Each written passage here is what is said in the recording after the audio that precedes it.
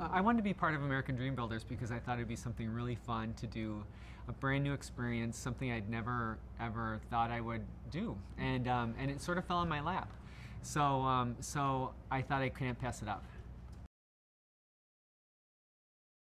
So I'm an interior designer, and I have offices in both New York and Minneapolis. I studied architecture initially and changed over to the interior design program at the University of Minnesota. And graduated with a Bachelor of Science in that, and started a firm on my own. And over a couple of different mergers and breaking off on my own again, I've got these two firms. I do high-end residential work, which means I do really fun projects with great budgets all across the country, and just have a really good time doing it. I always like to mix in things that are high and low end, meaning that everything in the room doesn't have to be expensive, because I feel that if everything is special, then nothing is really special. Everything is sort of, that way. So I like the contrast of having something that I might have found at, at a thrift shop or a vintage shop, and have it next to something that's very expensive and precious. I'm working with 5 other people right now. And it's been a very interesting week, I would say. I mean, we were thrown together with all these people that I had never met before, trying to figure out what everybody's role is going to be.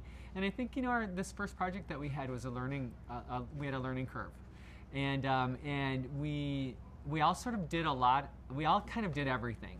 And I think that maybe going forward we might do that a little differently, but I think we all did a little bit of everything. And I'd like to see it going forward, maybe me being more involved with the interior furnishings.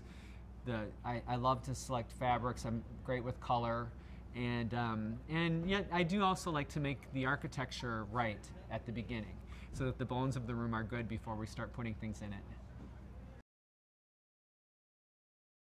We had a video that we watched of the family that lives in the house that we just finished, and we understood that they needed more space, but without adding on. They wanted to have a more livable house for how their lifestyle is today, and so we accomplished that a couple of different ways. We stole some room from a master bedroom closet, and a little room from the master bedroom as well, and made another bedroom so that both of their grandchildren could have their own rooms. And then we also added some nice space outside, which is the best way to add some livability, especially in California where you can live outside. It gives them more space to use without making an addition to the house.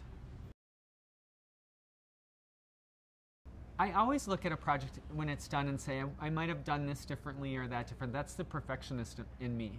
And so there's never a perfect project for me, but I'm very pleased with what we did with the resources that we were given to use. And I think the house came out terrific. I think it's beautiful. I think it works for the family that lives there.